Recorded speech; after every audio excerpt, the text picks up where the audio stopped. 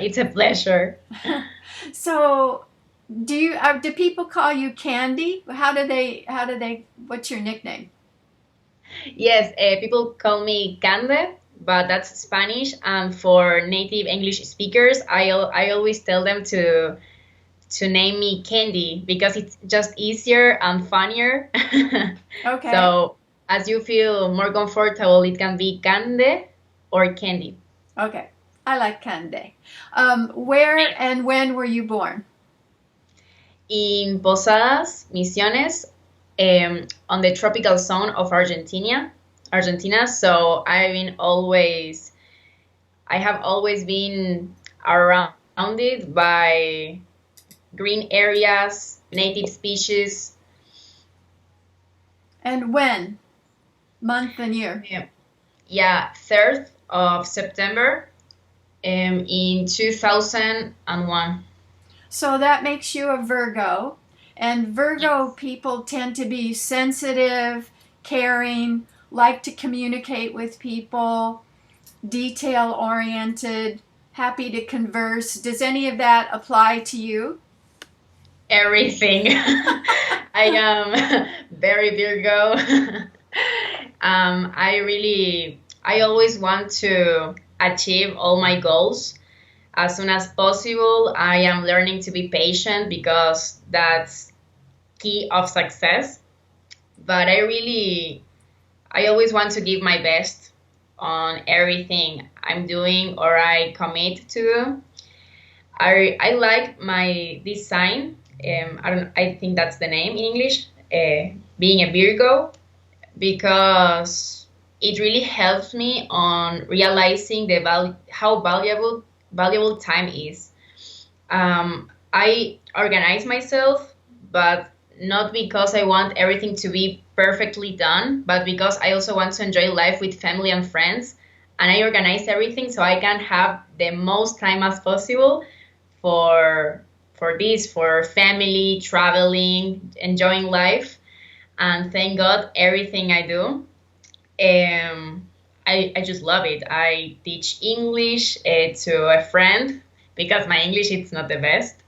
I love teaching. I am studying environmental management in Buenos Aires, and I am also the chair of the Climate Solutions Coalition. So everything I do is just what I have always wanted to do, and that's just the perfect life for me, just doing what I feel and to help my community and the world in that way. So Mm. How did your English get so good? It is good. I thank you. Well, I've been studying English since I was 6 years old. So, but I also went on exchange to Germany, and I think that's the main reason I lost a little of my English because when you speak many languages, it just get mixed in your I know. mind. It's like, yeah, you have a big box and you need to search the words you want to, and sometimes you cannot find them. But yeah, I love it because it really helps me to see the world with different perspectives, as every single language is a particular way of see the same word. It has to do with cultures, and I also love international relationships, and I am also kind of doing that thanks to the coalition. Mm.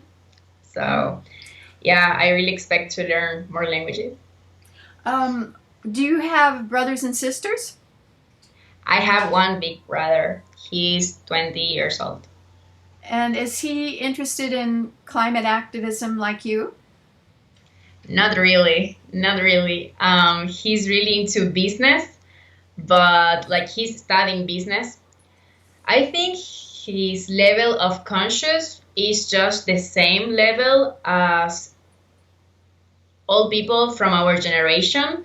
Like he cares about environment, but not as much as I do. Like yeah, it's not. one of his interests, but anyway, he takes care just as everyone else. At least in my family, we are educated about climate care and environment care. So yeah, he's normal in that way. Where are you in your education now? Well, I am in college, so is that the question? Mm-hmm. Okay. And what kind of university are you in, and what are you focusing on? Well, my university, in fact, is the Argentinian Business University. But I picked this university because all the subjects they had for my career for environmental management, it was just so how how can I say this? That's my grandson. Thank you. Nice to meet Well, you. say hi to her. Hi. This is Hi. Canada. Say hi. Hi. Hi. You I am from Argentina. Okay, what are you doing now? I'm gonna watch some videos. Read your books for half an hour. I just did. No, it hasn't been half an hour. It's been 2 minutes. Sorry. I did not start reading 2 minutes ago. Go read. I did not start reading 2 minutes ago. So, do you see yourself being employed by government agency or business, or who will employ you to do environmental management? Yes, everything you said is correct. I will work like there are many opportunities for my career, as it's a new career and a new generation's career. I think the demand is just rising with the pass of the years, and in, yeah, in Latin America, I see countries as Colombia really active with this stuff, and Argentina too. But it's time. It's just question of time, I think. I can work, as you said, for business, for government, and as well I can open something by my own to help people to make their business more green and to spread awareness or to give speeches. So there are just many ways in which I can contribute to my community thanks to this career. Mm-hmm. Yeah. In the U.S., students in universities are really burdened. They graduate with an average of $35,000 debt. I wondered what the cost system is. What kind of tuition students generally pay in public universities? Well, here public universities are truly public, like they cost nothing.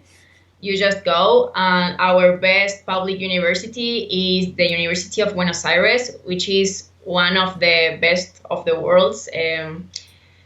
That's what I read in a range of universities. It's really good. The main problem it has is that it's just not really organized, and many students lose days of classes because the teachers are not well paid. So yeah, it has many problems, which has to do with politics and social stuff, because one of our main problems here in Argentina is that the government doesn't really pay that much for education. They just put that money in other places, and there's a lot of corruption. So of course, if the teachers are not being paid, or well, here in Argentina, being a teacher, it has one of the worst salaries in the country, and that's the main reason I am not studying for being a teacher. I mean, I can also be a teacher thanks to the title that I can get from university, but I would, of course, I would have loved to be also a literature teacher, for example, or to mix it with environment. But My dad as well, he wanted to be a history teacher and he couldn't, he's a lawyer. So it's just really sad because many teachers don't really like what they're doing because it's a really easy career to take, and that makes no sense to me. Many teachers don't really know what to do in class, or they just don't want to do it. But it doesn't happen, for example, in private universities or private schools, because there we pay so much more for education, and teachers and everyone there is really valorated. I think that's the word. Valued? With value. Yes. I mean, in the way we really try to pay them what they deserve as being the ones shaping the brain of our new generations. But yes, I went to school here in Posadas, to a literature oriented school. Humanities. And yes, exactly. I learned Latin, ancient Greek, and thanks to this school, I had the opportunity to read many, many, many books, a lot. And in most of the schools, at least here in my city, they don't book. They don't read any book in the whole high school, or just one. And it's just so sad and alarming because you see that children or young people doesn't really understand the reason to go to school, or they just lost interest. And that makes sense because they don't really understand how value a book can be, or how it can change your mind, or even though it's not interesting for you, in the end, when you finish it, you will have learned something. So that's one of the main problematics I want to focus on once I am graduated, and also on bad nutrition in children, because if you have no good nutrition when you're born till your third year of life, then your brain will never work, never. It's And called being stunted, STUNTED, and it's a problem for children who are malnourished around the world, and then they never regain their potential. So it's really yes, sad, stunting. it's horrible because the brain doesn't make the connections Mm-mm. which are necessary to learn. And I saw this problem when I got into poor neighborhoods or zones from my city. Um, many children just cannot learn. Like, they stand up and smile, and they don't have any vocabulary. They just say, for example, that thing, and then I went to this place and thing and place, and I feel this thing, and it's like I try to taught them some words for feelings, for situations, but it's just a hard work, and you need to be really patient, and that's a huge problematic, at least in my province, and no one is speaking about it. So yes, I would love to um, take a place in communications, and to start spreading awareness, and maybe founding a coalition to get into these zones and start making vegetable beds. Gardens. Yeah, gardens, so people can also learn from hard work, nutrition, environmental education. I think everything is related, and we cannot really teach environment if people is hungry, if they have no sexual education, if they don't go to school, because this is a base.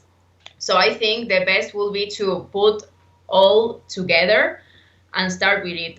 I mean, yeah, teaching everything, but it's just to be, it's question to be patient and to go by baby steps.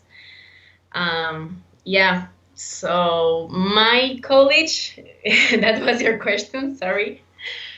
It's expensive, but my parents are working really hard to pay it for me. My dad has two jobs, my mom as well, because they really think education is the most important thing, at least at my age, because it's my future contribution to my nation.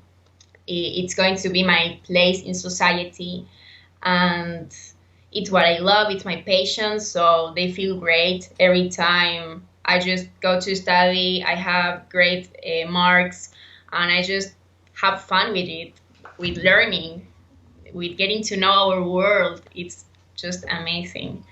Right. Are even government university professors, they're low paid as well? Not just school teachers? Both. Everything that is public, it's not well paid, to be honest. Like most of them cannot even have something to eat at the end of the month, and our economy is going down. Argentina have always these problems with economy and politics and corruption, and there's a huge line between political parties, and that takes to nowhere. So it's really sad realizing that your country is not going to where you want it to.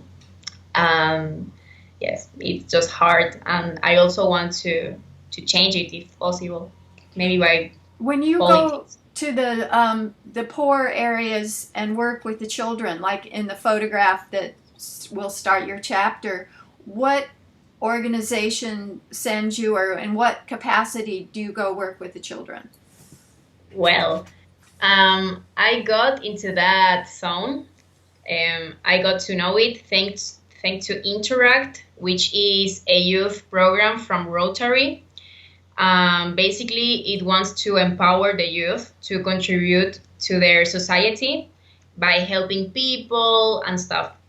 I was taking, I was, yeah, I was taking place in Interact, and I got to know this part of my city. And with the pass of the time, I really get to know the kids, and I started to feel empathy for them, and I just wanted to help them. And when that picture was taken, it was in a range of time. I used to go by my own to that zone because the people knew me and they will never do something to me. Like they were okay with me going there and teaching their children. So yeah, in that range of time, I used to go and to, I don't know this word in English. It's where the people go and eat. Food, I guess we call it food banks, or um, It was something paid by the state. Yeah. Yeah, there was, okay, I used to go there, and there were always people or children playing around, and I used to taught them how to read or help them with homework. And it was a lot of work because sometimes I was by my own, and sometimes there were also a teacher who used to go, yeah, used to go as a volunteer. Yeah, it was a really rewarding experience, but also raw. I think that's a word I can say for it, because it's just hard.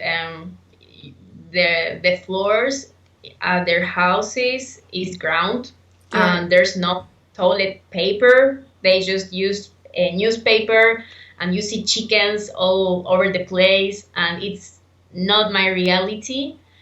And it's just a few blocks away of my house. So I just don't get how politicians doesn't really do what they have to. And it's like bread and circus. I don't know if that's the thing in English. It's like we say, Nero fiddled while Rome burned, or Marie Antoinette said, "Let them eat cake." So yeah, something about having a circus when the people are poor. I get it. Yeah, I have a candle here.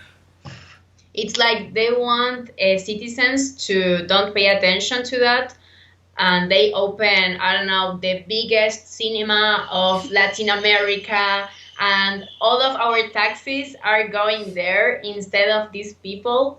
And because of that, we also have problems with insecurity.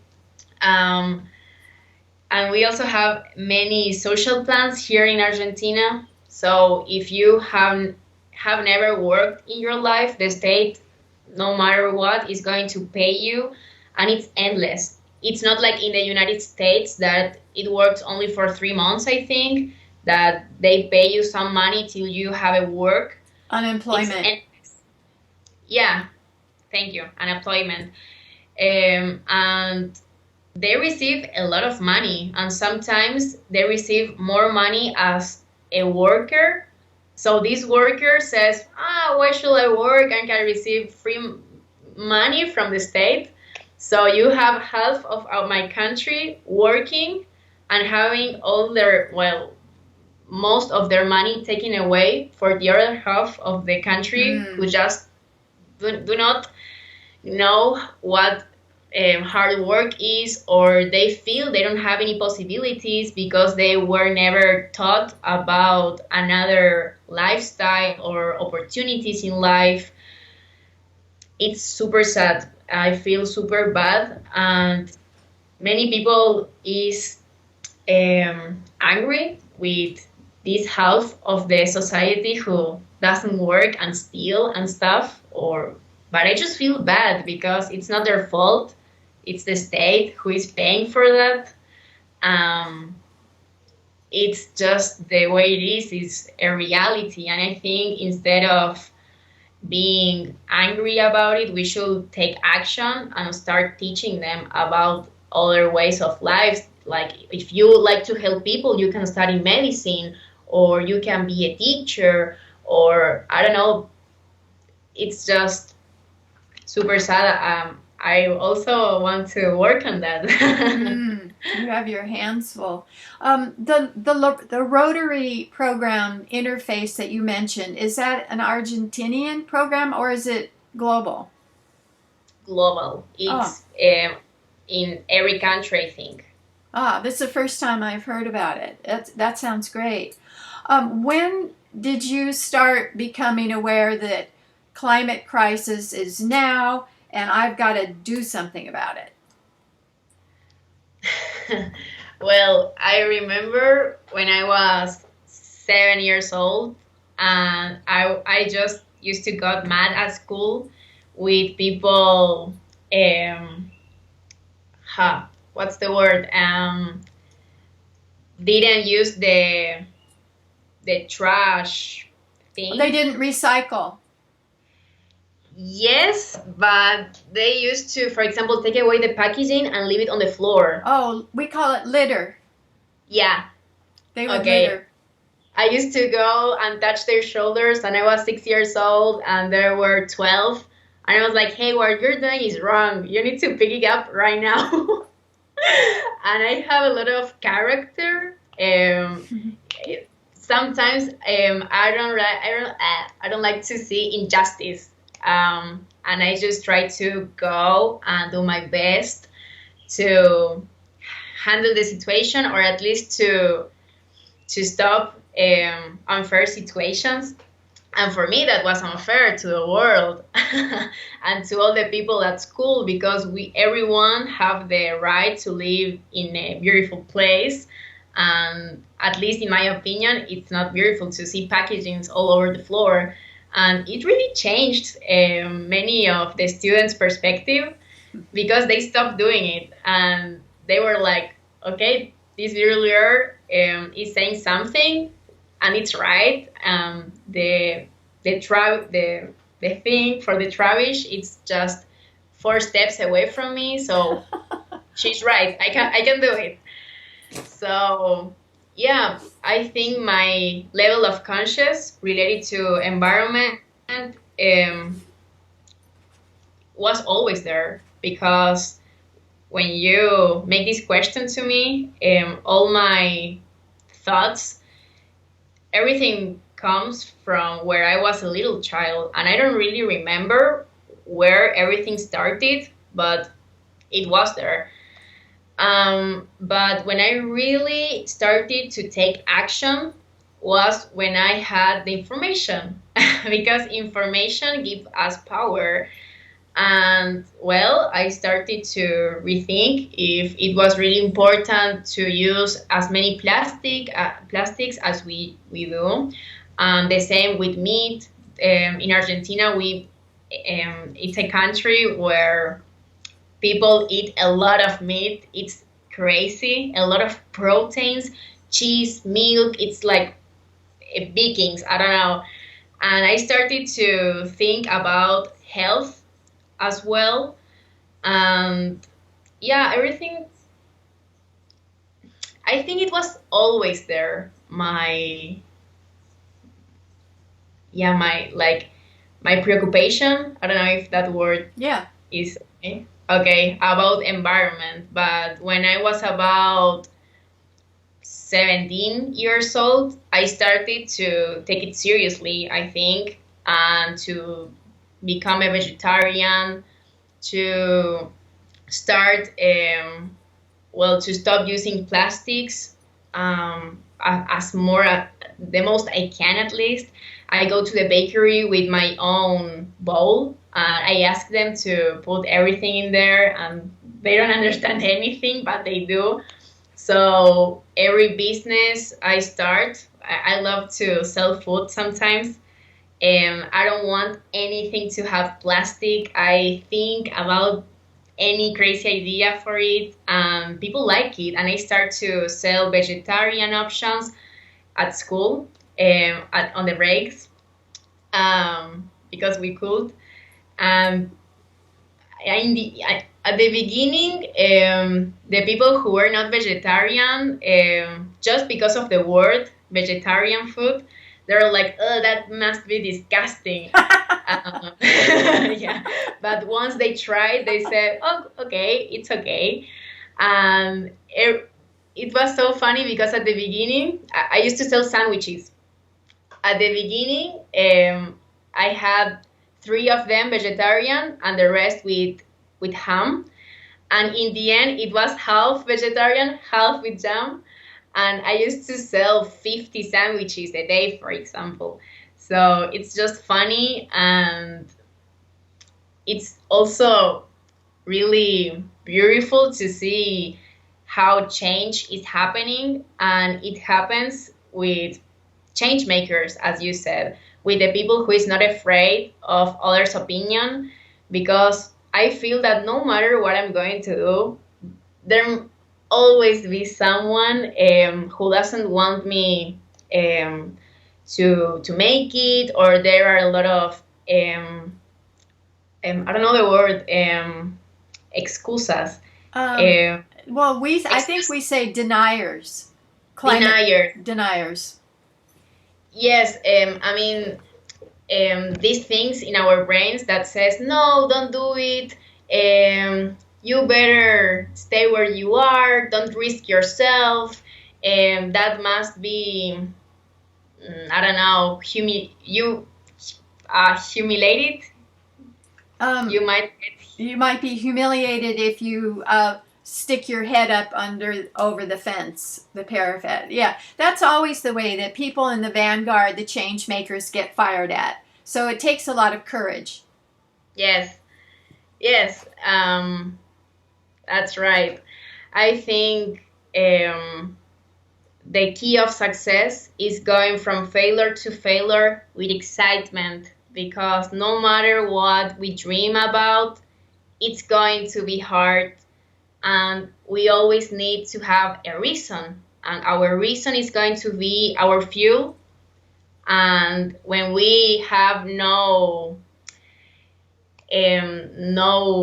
reasons to make a change, this fuel just starts to disappear. So I really think no matter what we choose in life, we need to be passionate about it, constant and patient most of all, because in the way you're going to learn many stuff that you might have never thought about.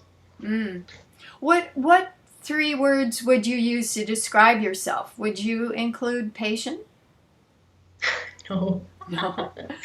No, I am really working on being a patient person, because well, I will say, the three words that describes me are energy. I am super energetic, and I think that's why I do many things. I don't like to be seated. Now, I love to be moving and to do stuff. I'll say energy, sensibility, and what else? And hard work, I think, or tenacity. Mm-hmm. What Because you mentioned some organizations at the beginning that you're involved with. So tell us more about what groups you found to work through for climate assistance. okay, yes. Um, the only one in which I am working is Rotary, because here in Argentina there are as well some um, green organizations, but most of them had to do with politics. Um, and I don't really see the reason of that, because I don't really care about people's opinion. If we all want to help the world, I think that's the only thing that matters. We need to start to separate one thing from the other. So it's really hard. And I just came back from Germany a year ago, and I needed to start college as soon as I got here. So I really didn't have the time to focus in another organization more than Rotary. And as I was a co-founder of the Climate Solutions Coalition and now director, I was always focused on that organization, on that coalition. And for me, when I do a commitment, I really try to do my best for it. And at least nowadays, in my situation, it means to focus all my energy on the Climate Solutions Coalition. And is that tied in with Rotary? Yes, Rotary, it's a really old organization. Men's service organization. Yes, exactly, exactly. It's one of it's the biggest in the world, but after the Red Cross, so it's really spread all over the world. And Rotary was made by businessmen, and years ago, but it really didn't change that much till nowadays, and that's why they want to help the community. But talking about environmental was like a taboo. Like, we don't want to get into environmental stuff because it also has to do with politics. So it was really weird. But many Rotary clubs didn't care about that. And anyways, they used to plant trees and to do ecological projects. And now that there is a Rotarian group of sustainability, or something like that, there were some Rotarians who were really into environmental stuff. And even though it was not one of the focused areas of the organization, they decided to come up together as Rotarians and to work within environmental stuff. And it started to be spread all over the world. And it was not even part of Rotary, like there were just Officially. Rotarians. It wasn't their official program. Exactly. Yeah, it was optional, and yeah. So Rotary started to have many pressure on their shoulders, and last year we started this youth program, Climate Solutions Coalition, which is a youth program from SRAC, which is the Rotarian Sustainability Group. So yeah, we were young people and not and adults working together to fight the climate crisis in the name of Rotary, and it was not even a part of Rotary because we always feel that Rotary is a huge family, an international family. So it was really easy to find people interested in this topic and related to Rotary and to come up together, no matter if it was an interesting for Rotary. So this year in July, Rotary said that they wanted to work as well with environmental and to have it as a focused area. And that was huge because right now we can truly work through Rotary and to get to a wider public. And yes. And that's Rotary International, not just Yes. Rotary Argentina. And No. and then you were the kind of the founder of CSC. Yes. So how do you differentiate yourself from Fridays for Future or a group like that? What are your main tactics and goals? Well, Fridays for Future is a movement for youth who wants to put pressure on politicians, and it's like a warning for the humanity. When we go on the streets, it's because we want people to talk about climate emergency and not to forget about it or to marginalize it. Yes. And well, in Climate Solutions Coalition, we actually work on projects that can mitigate the climate Crisis. change results. Yes. So we work with 4 different focused areas, which are education and awareness, transition to a circular economy, biodiversity management, and energy. So, Wow. for example, I live in the tropical zone of Argentina, and it's really important to plant native species so we attract more birds, insects, and the like.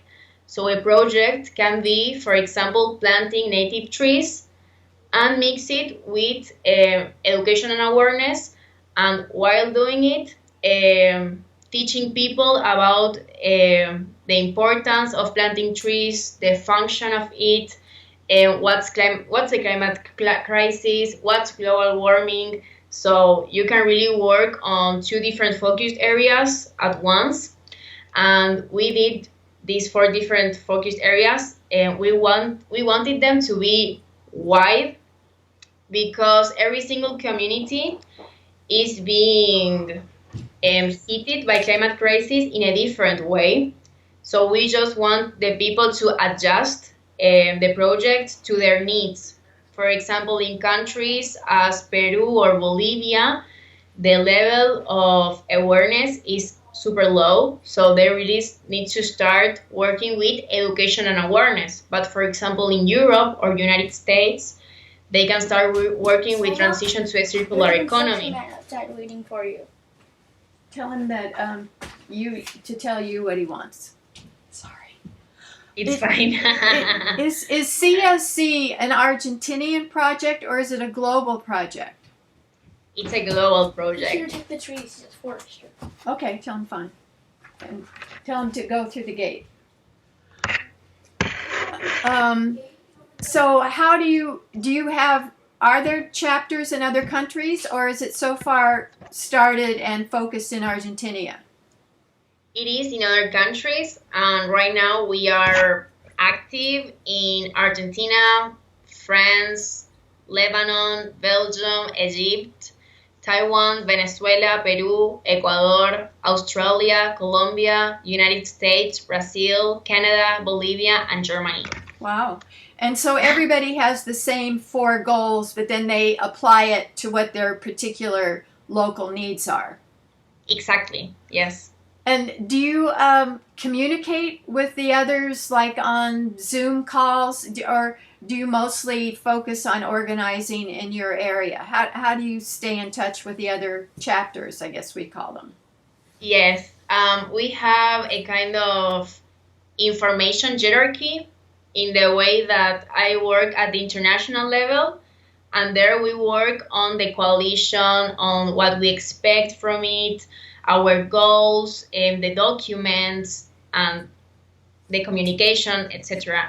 And after it, it comes the national board of directors, which are located in every single country that is into the coalition. In this national board, there are representatives from every single province of the country, and these people focuses on the communities into their province, and the information that just goes down from the directors to the national board to the communities. It's more, it's easier as it sounds, because thanks to social media, we can also get to the communities by Instagram, and in the future in Facebook. So the information is for everyone, and it's always there. We want it to be the most available as possible, so many single communities can take action with us. What other projects are you doing in Argentina besides tree planting and education about the environment? Well, Argentina has many ecosystems. We have glaciers, a desert, forest, everything. Right now, in Argentina, because of the lockdown, we are not really working on projects, and the same is happening with all of our countries. Um, we really want to focus right now on the basis of the coalition of every single country, on translating the documents. So once the lockdown is over, we can truly start taking action in every single community, because we don't want to risk anyone's health during this process. So as I said before, the key is patient. We have just started, so there's no need to rush. I really feel that first of all, we need to be sure of what we're doing, of how we want it to be done. So yes, we are working as by now through social media on education and awareness. For people who don't know, I think it's a really important concept to define, and that's a circular economy as opposed to a growth economy. Could you define it for us? Yes, in a circular economy, there's no waste, or at least a little of it. Circular economy has to do with have just the things you need to, and not to compulsively go shopping, for example. It has to do with conscious when we talk about food, health, environment, environmental impact of the business, and it also has to do with plastics. For example, plastic is not something that comes from nature, so nature have no idea of what to do with plastic. So plastic, with the pass of the years, it just broke itself, and then we have microplastics, and that's all. And then your fish eat this plastic, another fish eat the other fish, and then you eat the fish. And in fact, many studies says that we eat Um, I want to show it. One of these a month. If we talk about an amount of plastic and we don't even realize it because it's in our food, it's in microplastic, also in our vegetables.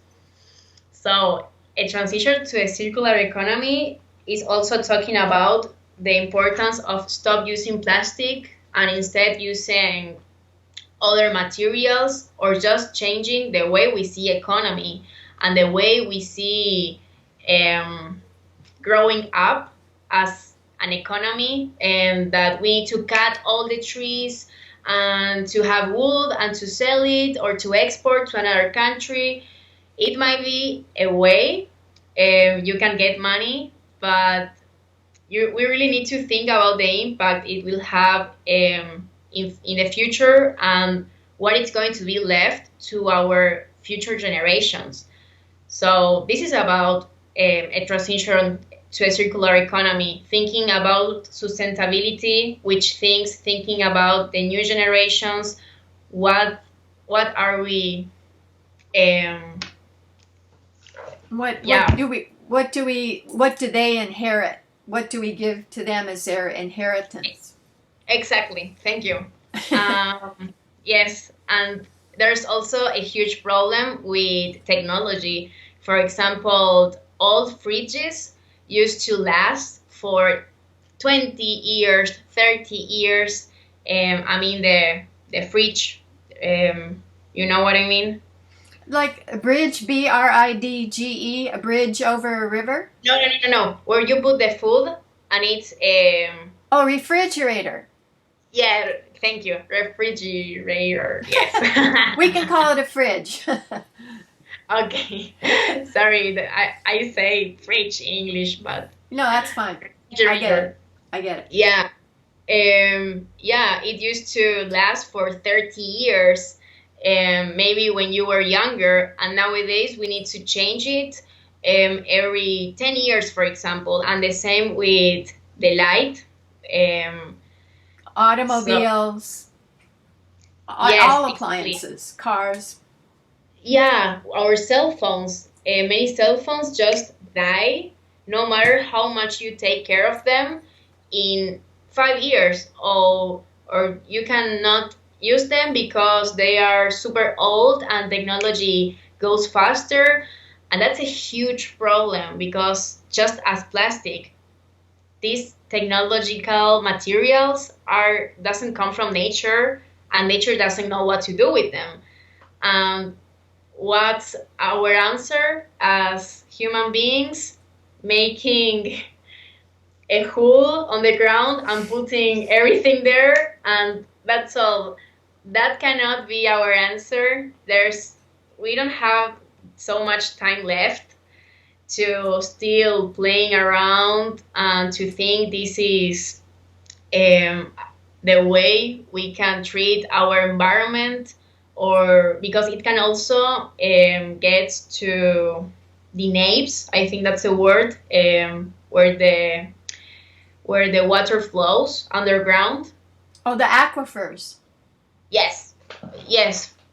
For example, um, all from these Oh, from the materials dumps. or fluids. The garbage dumps the toxins go into the aquifers and pollute the water.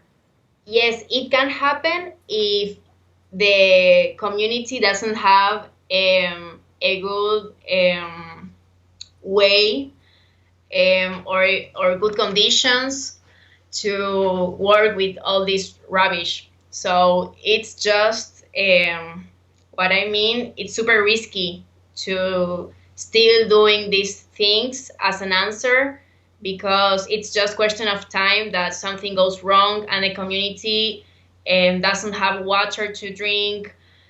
It's just crazy because the most we kill our environment, the less resources we are going to have, and it's not that complicated. Right. But yeah, What, people just do what they want to. which countries were first in starting CSC chapters, or whatever you call them? Which were the leaders? Well, the girl who had the idea of starting this coalition is Julia Casulli. You wrote about her. She's from France, and I was the next person she talked to for starting the coalition. And then we got Germany, Lebanon, Egypt, and it, yeah, I don't really remember the order of it, but How did Julia know to contact you in Argentina? that's a funny story. Um, well, as I said, I was on exchange in Germany, and there was this big Rotary International Convention in Hamburg, which is basically an event that happens once a year, in which all Rotarians from all over the world who can pay the flight ticket go to one place and meet each other. And they talk about projects, leadership, and what they are doing in their communities. It was like my dream to assist to one of these conventions since I got into Interact, because you can get so many contacts and get to know so many important people who have done just the things that I want to do as a grown up. So I had the chance to attend this convention with the people in charge of my exchange in Germany, because Rotary has an exchange program, and I went to Germany thanks to Rotary and this exchange program. So these people took me to the Rotary convention as we were in Germany. But the thing is that I was as well with other exchangers. Um, we were all between 16 and 18 years old, so most of them were not really interested on the convention or on getting to know the projects. They just wanted to, I don't know, have fun, get to know Hamburg. So this exchange program in Germany, where I was, decided that we were not going to take that much part into the convention, just a little, and they wanted us to dance and to make a choreography or something. And I was like, this doesn't have. This is I don't see the point of this. Like, I just want to go and talk to everyone. They didn't allow me. They said, no, you cannot do this because you're going to get lost. You must to stay here, and we are dancing in, I don't know, 10 minutes. So I disappeared because we were like 60 exchangers. So no matter, like, they were not going to realize I was not there. So slowly, I went to the convention. I talked to all the people that's possible, because I just knew that was the right thing to do, and I was not going to allow anyone to take away this opportunity from me, because I think I deserve this. This is my time. And there I had the chance to meet Karen Hendricks, who is the director of SRAC, this Rotarian Sustainability Action Group, which I had no idea it existed. And she just saw me so excited about the environment because I was at the environmental section. And yes, and she asked me to take part on a new coalition, which has to do with environment in Rotary. And I said, yes, why not? And she contacted me. She was our point of contact between Julia and I. But I never, ever thought it would be as big as it is. Um, yeah, I never dreamed about this or even thought this would be possible. I always thought these kind of opportunities were just impossible to me or away from reality. And now that I'm here, I feel just so blessed. And as I thought I couldn't do this, I also want new generations or everyone to feel that no matter what they dream about, they can do it, they can achieve it, and the universe is going to give it to you, but you really need to work hard for it. And don't ever um, like stop doing what you feel is right for any reason in the world, because no one can understand um, what's your motivation and how does it works. And just that happened on the convention.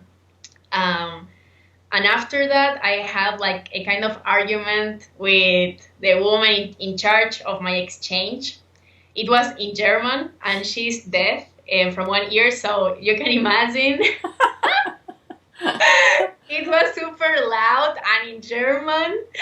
And I said to her, like, how dare you? Many of us, we are super interested on getting to know new people, having contacts and changing the world.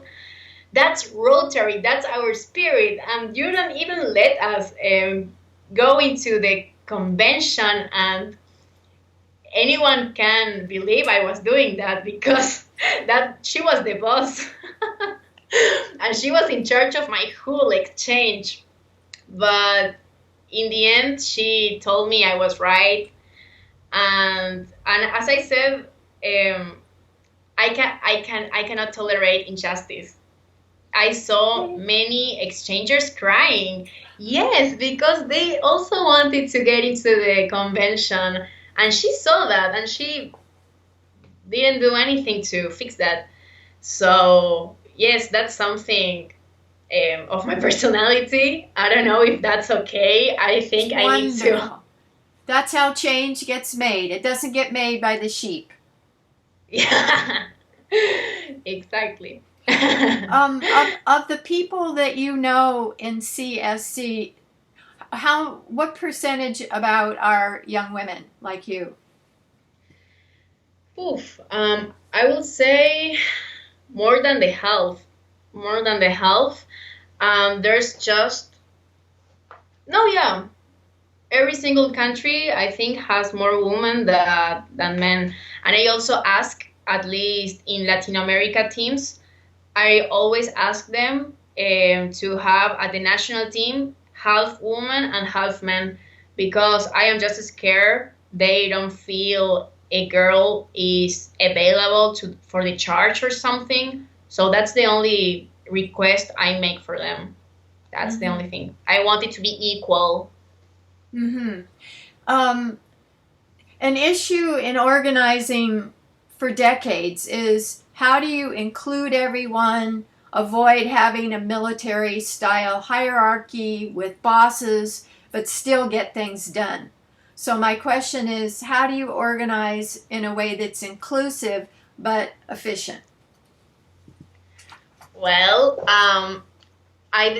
everyone has a specific role at the International Board of Directors, where I work, and there is a specific role for everyone, and they know we count on them, and if they don't do their work, they are failing on us, and the coalition cannot just work in that way. We need everyone to do what there has to, just as a society works, and that's what Rotary taught me.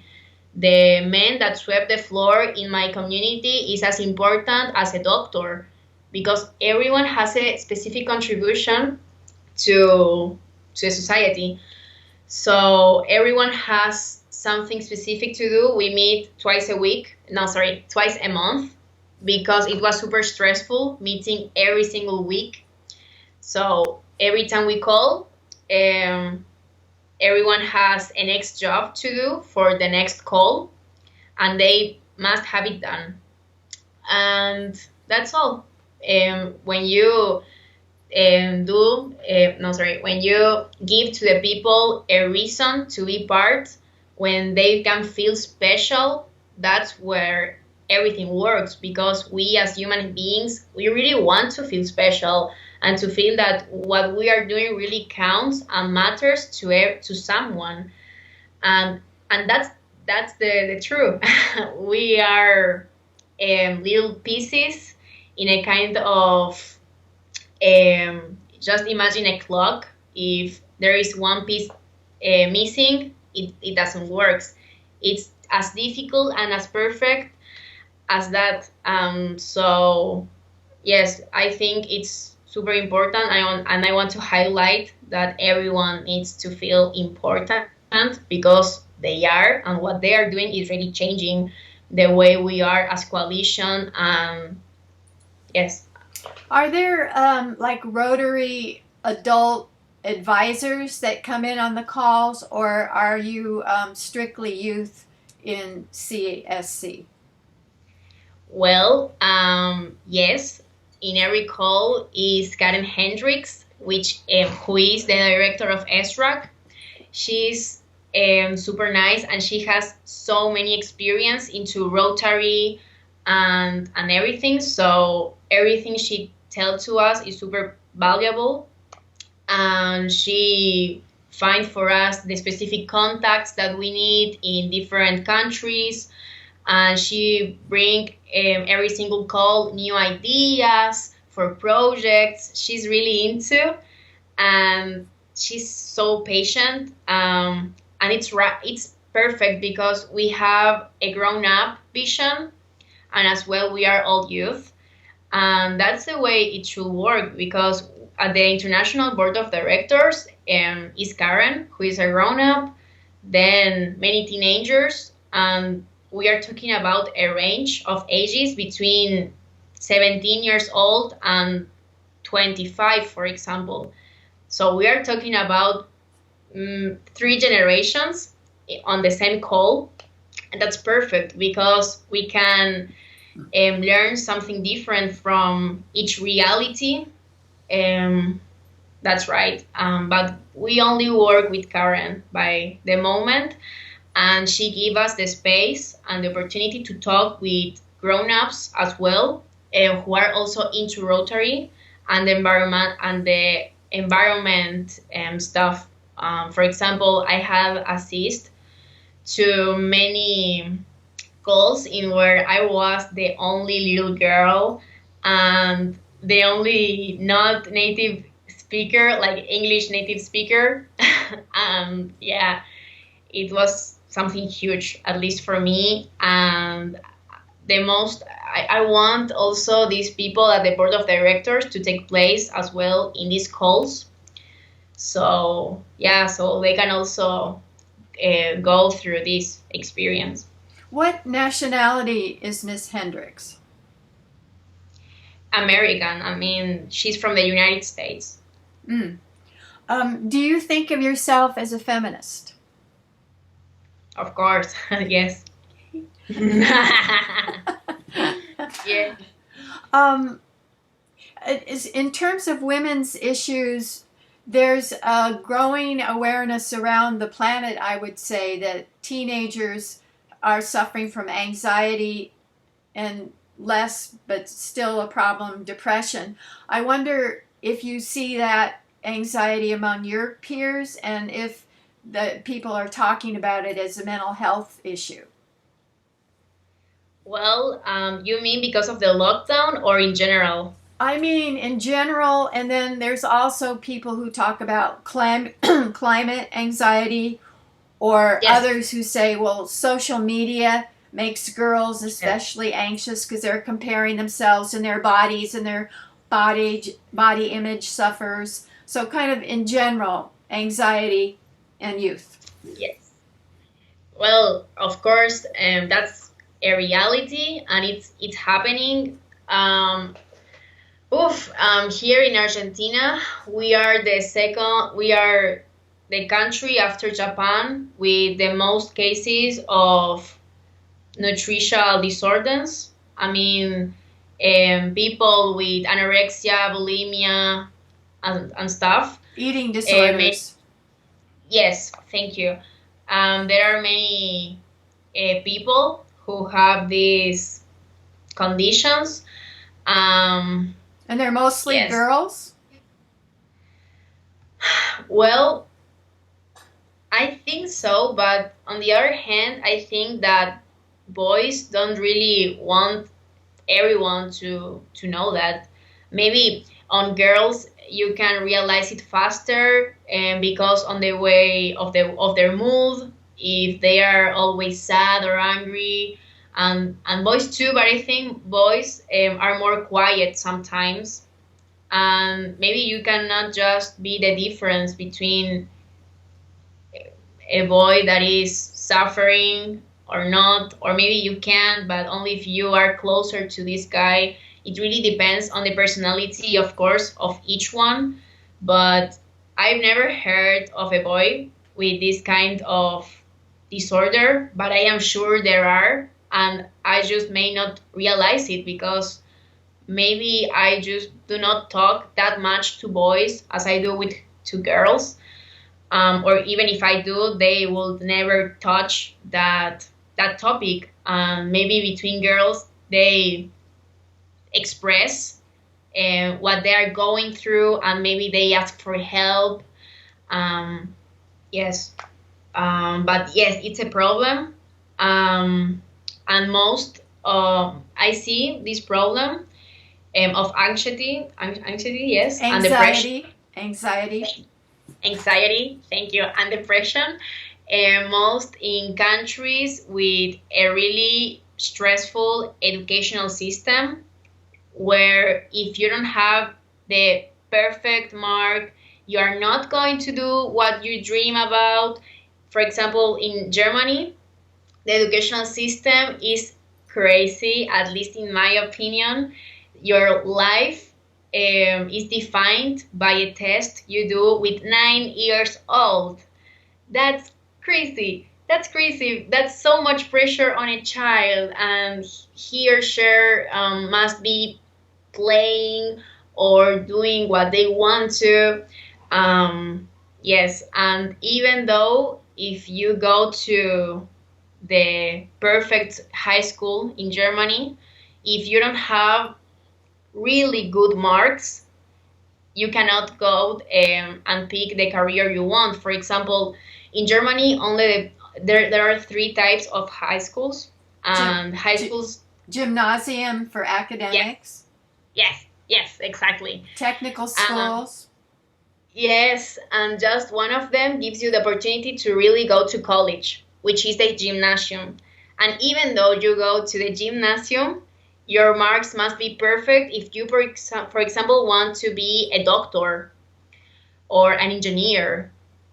I don't really get that in, but it's the way it is, and it's so sad seeing that Germany is paying a lot of money for people from other countries to come and to contribute to their country in people as engineers, doctors, and it's like, hey, you have all these people in your country, but maybe you're not giving the possibility to them to show you they are available. I am not the best in mathematics, for example, but maybe I really like the mathematics that are related to environment, because maybe while studying environment, I see the point of studying maths. So that's the same thing as I said, that when you have a motivation, you have the energy and the fuel to work on it and to really show to everyone you are available and that you can make it. And yes, if you just ask me to show you how smart, for example, I am, and there's no reason why, I just get angry. Like, why? There's no reason. Just let me do what I want to and what I think it's the best for me to contribute my society. So, did you see eating disorders and anxiety among German students because of that pressure? Yes, yes, yes, a lot, What kind of high a lot. school were you in? Gymnasium, Mm. and that's why my classmates didn't really like. For example, most of the classmates I had, they are my friends now, or while I was in Germany on summer. Like during the scholar year, they were not really interested on making new friends or on getting to know someone or on enjoying their weekends. What I saw, I don't want to generalize because every single part of Germany is different and every person, but I was in Berlin, and at least in Berlin, where I was, I saw in many people that on the weekends they just wanted to rest because they gave so much during the week and they just wanted to chill a little bit, watch a movie with their family, and that's all. That's the plan for the weekend. And I don't see the point of it. Like at the weekend, I go out, I meet my friends, I go to the cinema. I don't know. I go to the riverfront. I skate. I don't know. I want to move because I am so tired of the week. Yes, it's another level of stress, and the one they might handle. And I think it's super sad because you see they really work hard on what they're doing, and if they cannot achieve it, they feel they have done something wrong. And the worst thing is that every single one tries to work as hard as their classmates, so you never feel what you're doing is special. You think, oh, this hard work is what it must be, but no one comes and say, hey, I am proud of you, you have worked so hard. It's normal. It's a normal thing. I think that's super sad, and I know many people who have problems because of this. And just when they have a problem, they might hear their parents, "Hey, we are proud of you. Don't ever forget about that."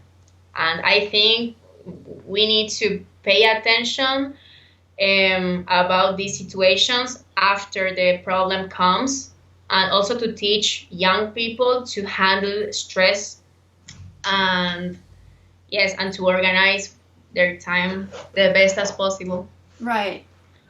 I just finished a book called Calm: How to Thrive in Challenging Times, which I'll send you because it might be of use to some people that you know, because it has lots of coping methods.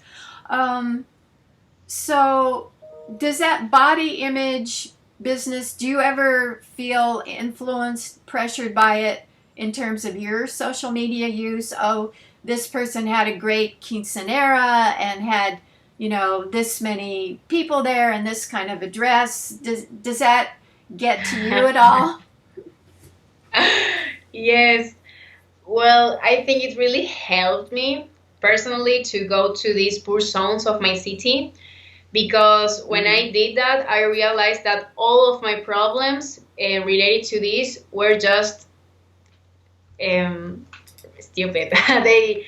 I am caring about having, I don't know, the most beautiful dress, or to, I don't know, whatever. But I am not even realizing I have a food over my table whenever I want to. I go to the school I want. I am learning what I like to learn. I have the opportunity to learn new languages, to, I don't know, to travel abroad. And I think everything what we are consuming on social media is just fake. And that perfect bodies, that perfect life, that if that's fake. I think that there's no perfect life. We just need to live the present, and that's our perfect life. Because no matter if you are going through difficult times or your best time in the lifetime, in the end of the day, everything it's just a lesson for life. And yes, I think we really need to point to these issues, because youth nowadays are really impatient and they want everything to be done right now. And for example, they go to the gym and they quit super fast because they don't see the results they want. Or what if we talk about all the publicity. I think that's the word. On social media, for example, learn a new language in just 2 weeks. Oh, You can, advertisements. yes, advertisements. Or you can lose that many weight in 1 week. That's fake. That's fake. And that's why I want to highlight that life and whatever we want to achieve, the secret is going from failure to failure with excitement because it's going to be hard and people just want to let us feel everything is instantaneous, that it's super easy to look like this or to have that. And that's also a big problem because many people doesn't really know what they want for their life, or they think that happiness is something you can go for or that you can reach if you do something in specific. And that's fake. That's fake because that's something that has to do with your personality, with who you are, what's your reality, and everyone has a different dream, because everyone has a different mission in this life. So I think there are, of course, many other important things, as if you have a beautiful dress or if you want that dress, why don't you go and work and find the money for it? Or rent it. So, yes, that might be the best. Or ask a friend to share it, share one to you. So you did do a quinceanera. I didn't. I traveled with my family to Disney, and that was my present. That makes sense to me. Why do you think that Generation Z, your generation, is so able to assume leadership from such an early age?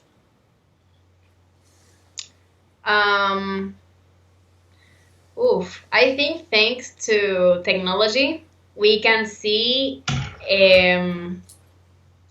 more just than what is happening in our community or our country. I really got motivated by people from other countries that may have made a speech and Inspired me. Yes, that can inspire me. And when you see that, you rethink, if this person could, why why I cannot do the same. So I started to think that a German girl or an American girl or an African girl are just the same as me, because some people think like that Europeans are better, or that wow, they are super smart. But when I went to Germany, they were just like me. They were just kids, and we all wanted the same thing. And I think that kind of excuses that we put in our lives, like, no, I cannot do this because I didn't have this education, for example, or I was not born in Europe or America or blah, blah, blah, are have no sense to me. And yes, I think technology really helped me to find out leaders around the world and to learn from them. Like And it may be happening. Who specifically? I don't really remember. I think it was just a mix of people that with the pass of the year I've seen. But also, at least that was my situation. When I got into Interact, and I started to help people and to do projects for my community, I started to talk with grown-ups, and I realized it was no a deal for me, and that I really enjoyed that. And many people came to me and said, what you're doing is amazing. I love the way you speak or the way you communicate stuff. And when you hear that stuff, you believe it just as if you hear the opposite, you're going to believe that. At least when you're a kid, and that's why it's super important to be super careful on what we say to the kids, because no matter what, they're going to believe that. So I said, wow, I might be a powerful woman. I might be able to do many stuff. And I always enjoy to talk to people from all over the world. So when you do, you realize other perspectives. And when you share your dreams with someone from other country, they tell you that's possible. It's not so difficult. Why don't you try it? That really helped me when someone says or asks you, why don't you try? And you realized, hey, I should. Mm-hmm. I think everyone has a different history and story. Life. A lot of climate activists get trolls and criticism, and oh, you're just a pawn of adults, or you're just doing this to look good for your college application or something. What do you get that kind of negative reaction, and if so, how do you cope with it? Well, every time I share information, I just get replies from people who is curious about it, or when people come to me and ask me, why are you saying this? This has no sense. I just share with them the information on the internet, and I try to explain them. And at least till now, it went okay.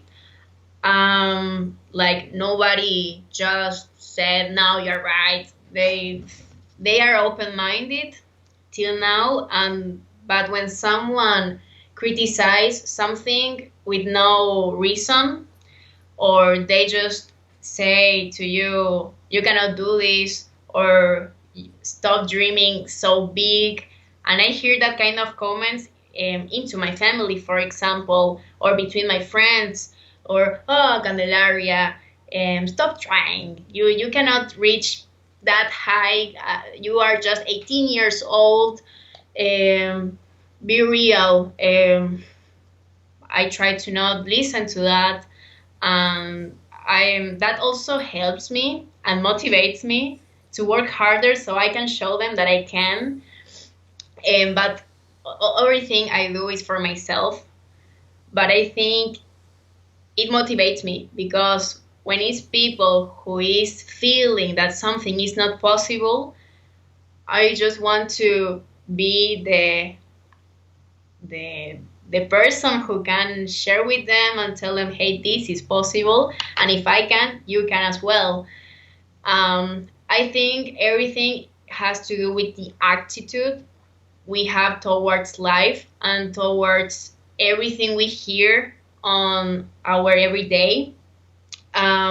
If I am going to feel bad because of these kind of comments, I will never reach what I want to, because we need to understand as well that everyone has and lives a different reality, and that we all come from different places in this world, and we need to be patient and to not judge, and to understand they really want the best for us, but it's their vision about what we are doing. So Latin America is traditionally heavily influenced by the Catholic Church, and yes, visions of Marianismo and machismo and certain attitudes towards women's roles, and yes, and I wondered how you have dealt with those kind of influences in your development.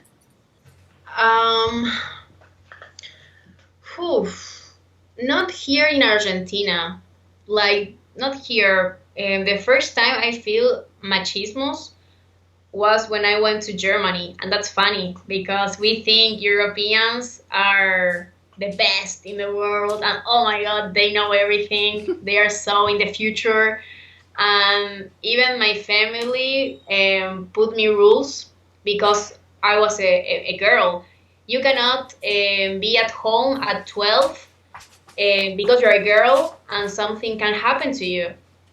What? Like, my friend, I am from South America and I am in Europe with the security is the best, and you're telling me something can happen to me. I know how to deal with that because I come from there. And no, no, you're a girl. If something happens to you, then it's a problem for me. But then you see how they give the permission to stay later, the same family, to a different exchange student who is a boy and is my age. So it really has to do with me being a girl, and I really don't see the point of it. And I also had a Mexican boyfriend when I was in Germany, and that's where I also felt the machismo, because here in Argentina I don't really feel it. I don't know why, but I never heard someone saying something about my condition of being a girl and to see it as a problem. And also, it might be because of my family. My grandmother was the first woman to be the president of the chamber's deputies. Yeah. Chambers Uh, of there's chambers of commerce where there's businesses who have groups, a no, no, coalition. no. Chamber's deputies. It has to do with the It's like the government. lower house of parliament. Yeah, she was the first woman president. Wow. Like, I am talking about 40 years ago. And my grandmother was super into politics, and all the people told her, "Don't do that because you're a woman." We are talking about 60 years ago in South America, and she never cared about that kind of opinions. She always do what she wanted to, and she was really supported by our family and by my grandpa, because in that time a woman, yeah, traveling with all men away from her husband, it was so weird, and she was so criticized, and she never cared. My grandfather also, he just support her because he loves her. Hmm. And that's the kind of marriage I would love to have. And I grown up in this family where being a girl is as normal as being a boy, and even better, because if there might be people thinking that you cannot do something because of your sex, you can prove them. You can. So I really learned. I learned a lot from my grandmother every single day, and her attitude and her constance towards life. And she also worked at the Juris Chamber in Buenos Aires at the national scale, but she was not the president there, just in my province. And yeah, she grown up in a super super small village in a poor place in Argentina. She went there, and I also learned a lot about honesty, because as I said, there is a lot of corruption, and we are not the case. I mean, if I have a beautiful house, it's because my dad has two jobs and my mom as well, and they well educated. And yes, but if you see where my grandparents live, it's a super small flat, and they were always super honest on every single job they did, and I really value that, because I know it might not be easy, and most in this country, and that's what I really admire from my grandmother. How wonderful. Are there other Latin American or South American environmental issues or youth issues that we should think about? Regional issues? Um, you mean issues that has to do with education or in general Yeah, with I mean, um, if we think about people organizing, fighting climate crisis in Latin America, um, what do we need to think about? I'm thinking about the influence of the Catholic Church, the hostility towards environmental defenders, that kind of speaking Spanish and maybe not speaking English, so you can't be as easily a part of international gatherings. That those are the kind of things that pop into my mind. well, yes, it is true that if I am speaking English, it's because my family thought it was important for me to learn it, and it is because we are in a part of the society that we have the chance to learn and to pay the lessons. So I think our main problem is that we are not equal if we talk about lifestyle. Um, I think not all the young people have equal opportunities because of the place they were born, and I think that's the first thing we should and we must think about, and that's what I want to work on. And there's other problem that what can I say? People with this kind of opportunities think that they are not able to help poor people because that's the government job, and that's fake again because we are still part of the same community. We still need to each other to grow up, to grow up as a country. And if we see that governments are doing nothing, I think it's up to the people. And thank God I see many organizations working on this problem, at least in my community and in Argentina. We really see this problem as a main one. But if we don't change our politics, we are talking about the same person on the power for 30 years, that's crazy. If we don't change these people from where they are, we are never going to be able to fight for what we think is right. Because at least in Argentina, it's really hard to get into politics because there is like a mafia involved within, and if you don't do what they ask you, you can have a shoot, yeah, like Be shot. nah, Oh boy. yeah, thank you. Or if you tell the social medias that some governors steal, It's corrupt. yeah, thank you. Again, another shot. And it's like super difficult to work in that way because all the brave people who wants to do what it has to be done, they are all dead.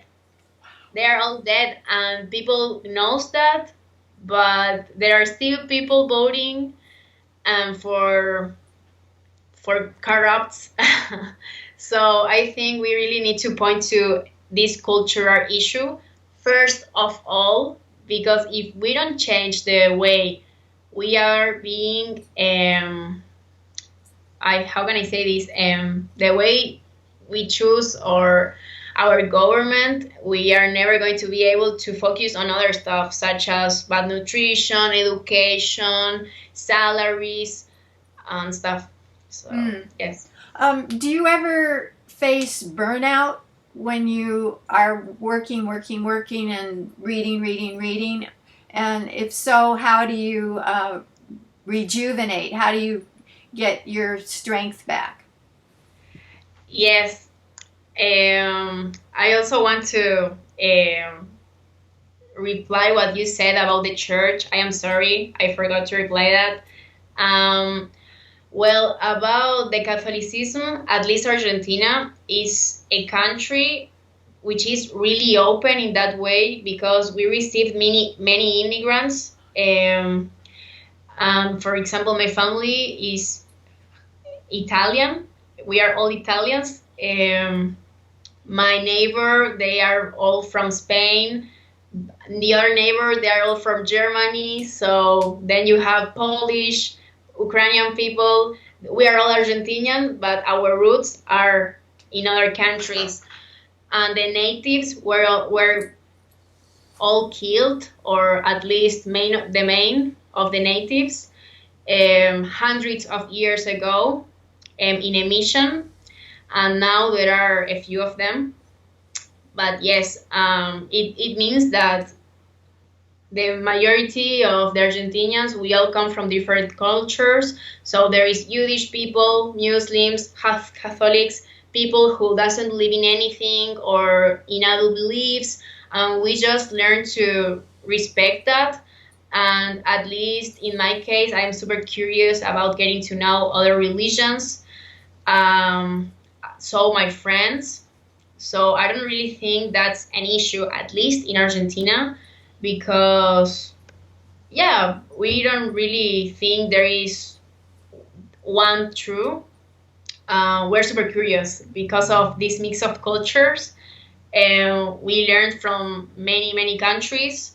We learned many values, and you can find all that in the same country. So it really makes us open-minded in some ways, not in everything, because we wouldn't have this economy if so.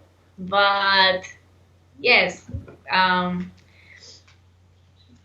don't think we have this problem, and that's why I think I don't see machismo that hard, at least in my community. But of course there is, and you can see it on TV shows, for example, or TV programs. You see the machismo, but I think what it's changing, not only in Argentina, but all over the world, including the United States, is that our level of conscious is rising.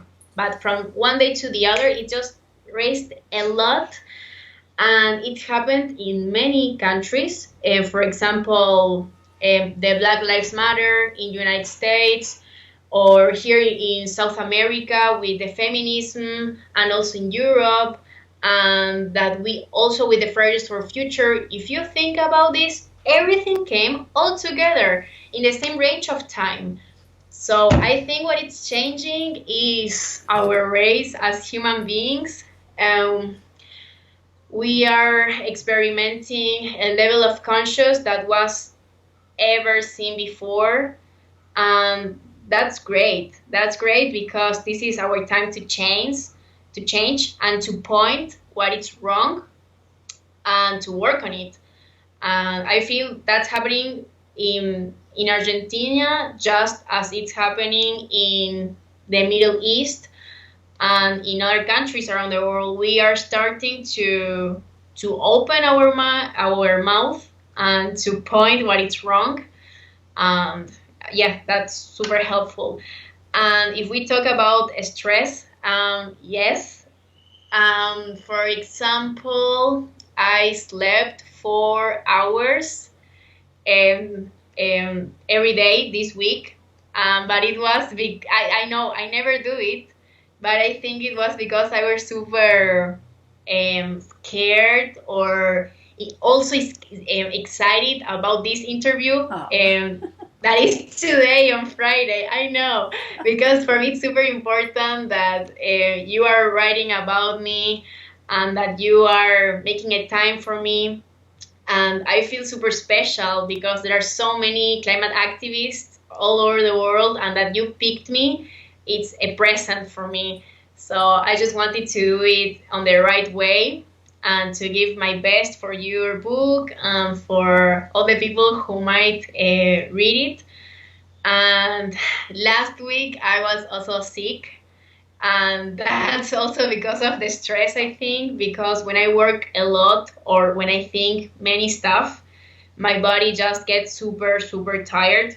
So I decided to work on that and on patient. And this week I started to meditate every single year for about 40 minutes. And it really helped me, and it changed a lot the way I see life. How do you In just 1 meditate? week. What do you focus on?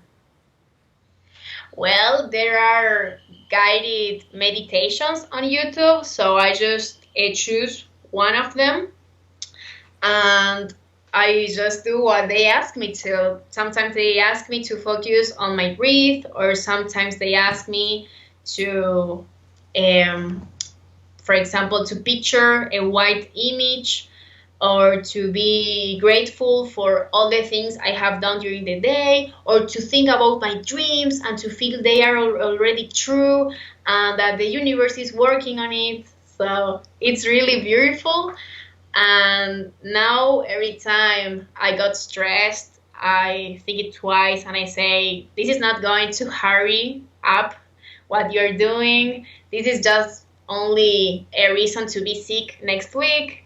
So you just need to chill out. And I am only 18 years old. I am a kid. I need to enjoy what I am doing, and I do. So if I enjoy what I'm doing, why should it be stressful? So I make to myself many questions lately, and it really helped me to see life different. And also my friends, my Argentinian boyfriend. I have another boyfriend now that I am in Argentina who treats me well. He helps me a lot on this, and he's super, super patient. And he helps me, of course, to be a better person every day, as a couple should do. So, thank God I am surrounded by super nice people who wants the best for me and who supports me and who try to give me the tools for being a better person every day. They don't judge; they just show me other ways, other possibilities.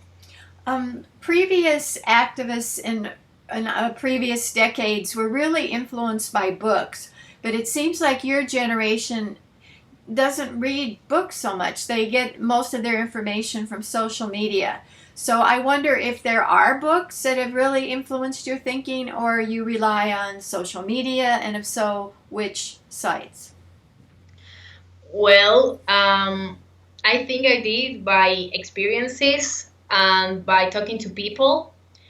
And there's no social media that comes up to my mind right now that I can say, oh, this is the reason why I got to know about environmental stuff. I really try to follow as many pages as possible.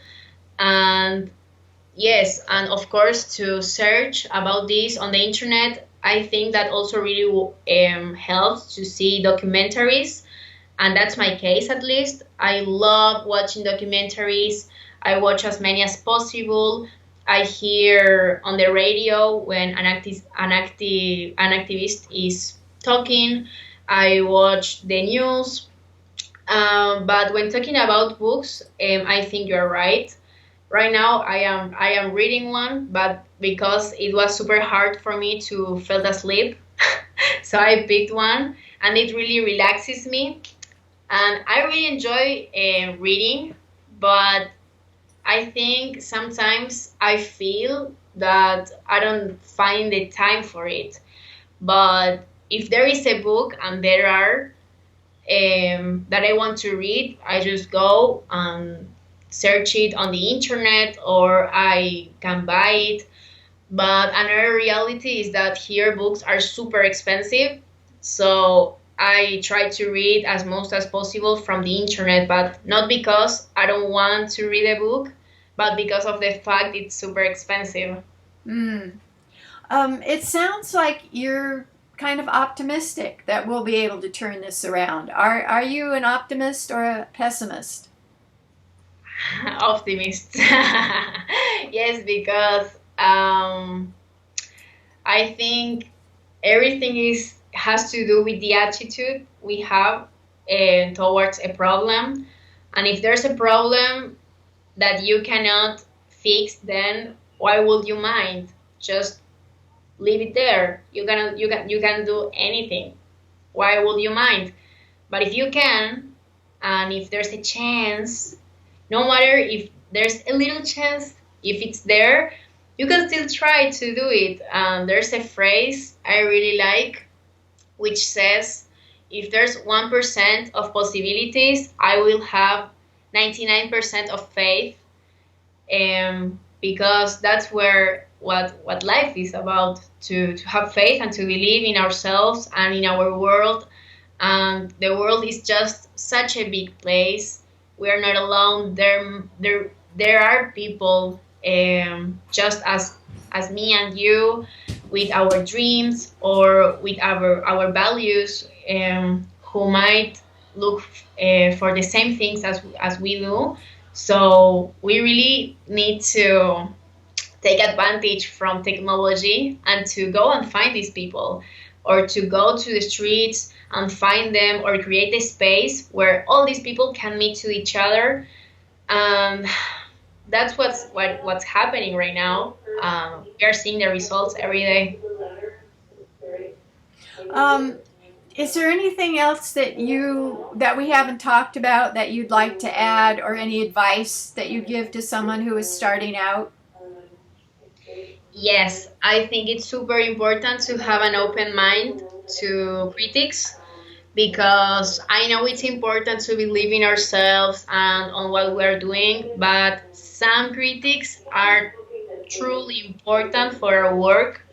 So, just as, let me find it. Yes, just as Karl Popper said, I might be wrong and you might be right, and by an effort, we might get nearer to the truth. Um, that's what my dad taught me since I am a little girl, and it really helped me to understand that no matter what kind of criticized do I get, it is all related to this person's reality and what this person think is the best for me, and I just need to respect that. But most of the times these people have had many experiences related to what I've done, and that's why it's super important to learn from them and to hear them. And more if they are making a time for talking to us and to help us. Yes, I think it's super important to be patient, to feel empathy, to understand the other person, and to make it to make it feel special. Um, yes, I think empathy, patient, and having an open mind is the and tenacity, overall, is the are the keys for success and for reaching any kind of goals we might get in mind. Muchas gracias. Très bien.